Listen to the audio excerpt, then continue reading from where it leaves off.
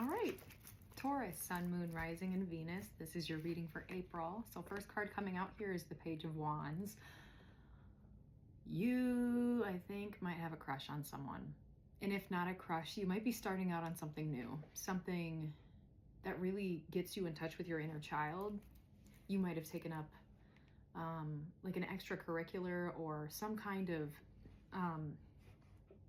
like art class or something. You're getting really, I'm feeling like the five senses are being utilized, but there also might be a crush or something very in the early stages of a relationship, and does not need to be romantic. This could be a friendship, and maybe you're doing this class with this person if that resonated. And it looks like part of you, I kind of get that this might be relationship related, because I see you here in the challenge position. The Five of Swords is about ego and winning, and I almost feel like something in the past happened that made you lose face, and you're worried about similar themes happening again. And I see you in this Five of Swords energy, like kind of protecting yourself. And it's not that you're being inauthentic. I think you're just very guarded with this person, and maybe you're wanting to keep things kind of surface level. And maybe you were connected to this person in the past, took a break, and you're now rekindling it. So it's going to be different for everybody, but I see you kind of guarding yourself. And I've seen that there's partial nudity here, so I'm just covering the card. This is the Star. It seems like you've been really working on your healing. So I feel like there was a relationship of some kind that really took a toll on you, hurt you. And because this new spark of something is happening, part of you is like, oh, this is kind of fun. And also the other part of you is terrified, because you're like, I have worked so hard to get myself out of the trenches and to not be hurting. If your heart got like completely obliterated by someone, you're still healing from that, and you're not really wanting to compromise your healing. Because I see in the past there was this deception of some kind. There might have been infidelity. There might have been people with ulterior motives, not seeing eye to eye. And I just get that there was a lot of disharmony. And you've really worked hard on yourself, Taurus, to be, that inner child keeps coming up. I think you've really, it wounded you and made you realize that there were some things that needed to be addressed within yourself. And what I was starting to say is you've worked really hard to work on those things since they were illuminated. And I think this experience, as unfortunate as it was vital to really see what needs work. Yeah, you don't seem like you're really too interested in having like anything super committed right now, because I see you as the Empress, like self-sufficient. You're glowing though, and people want you, Taurus. People want to be with you. People want to look at you. They want to talk to you. They want to know what's going on in your life, and they want a piece of the action. So there's like fuzz on this card. You might just have a lot of people really wanting to know what you're up to. So I see that you're all right with that, but just, this is a minor warning from Spirit. Just, this is the devil. Don't let that all go to your head. Can become egoic to some degree. So as fun as this is, just be mindful that the people that are reaching out to you might have intention to like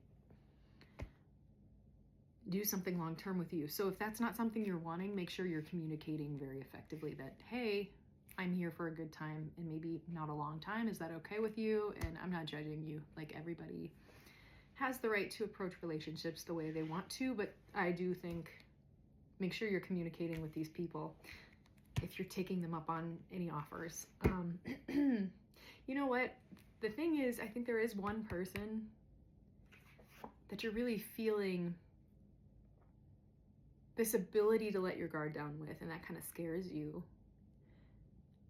Because I think you really took yourself aside and were like, I'm not going to open up to anybody for a long time. Like, this was heartbreaking and brutal, and I need some time for myself. But then this person rolls around in the state of your healing And here they are, just this loving, nurturing, open, calming person to be around, and you're all of a sudden sharing what's on your mind and your heart, and you're like, ah, like I need to hide, and you might be retreating a little bit just because this pain, this fear of this pain coming back is here. And I see that you're hoping you can maintain your independence. But part of you really wants to engage in this connection or connections. But you just don't want the responsibility or the commitment necessarily right now. And that's okay. That is okay if you need time to heal, because it seems like whatever you've been sifting through has required a lot of time. And I think the only thing really here is just make sure you're communicating with people and taking care of yourself. Like, it's a hard balance because you do deserve to enjoy yourself, but there are other people involved in the mix. So yeah, this is interesting because I see upcoming future, you or another person might come forward with an offer, and you may or may not feel this way right now. If this is you coming forward with the offer, you may not feel compelled to go do this now, but I feel like you're sort of getting up the courage or even the energy to propose something. Because I think enough time has passed where you're like, this person's been consistent for me and has showed up. If anything, can we just, I don't know, insert, fill in the blank. You know you want this person in your life, and part of you thinks that you need to act so that this person sticks around, but to what capacity will they stick around, for what level of commitment? And I think part of the reason why you have not come forward is because I don't know that you know for sure what you want either. And that's okay. That's okay. It might be worth having a conversation. Let's just see. I'm going to pull one more card for you, Taurus, and see if there's any advice. What advice do you have for Taurus? I'm going to pull one more.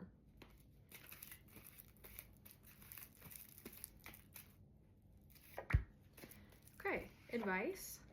Take some time alone. Think about what it is you truly want right now, Taurus. It's okay to take time and think through what's all happened and how this person makes you feel, and if this is the right time to start something. And I see the King of Wands. This, I'm not judging you, but there is this tendency to be in your ego and retreat. And I think Spirit's really asking you to take some time, not to be emotionally avoidant, but to really think about this. And when you feel emotionally overwhelmed, take some time away from it, but intend to come back and readdress. And the final card I see here is the Five of Pentacles. I think the message here is, don't let what happened in the past be the reason why you can't move forward with this new opportunity, because it is not the same situation. And the likelihood of all the circumstances that happened previously, the likelihood of that happening again is very, very low. And it's okay to give someone new a chance, and it's okay to let them know you're not ready. Both are okay.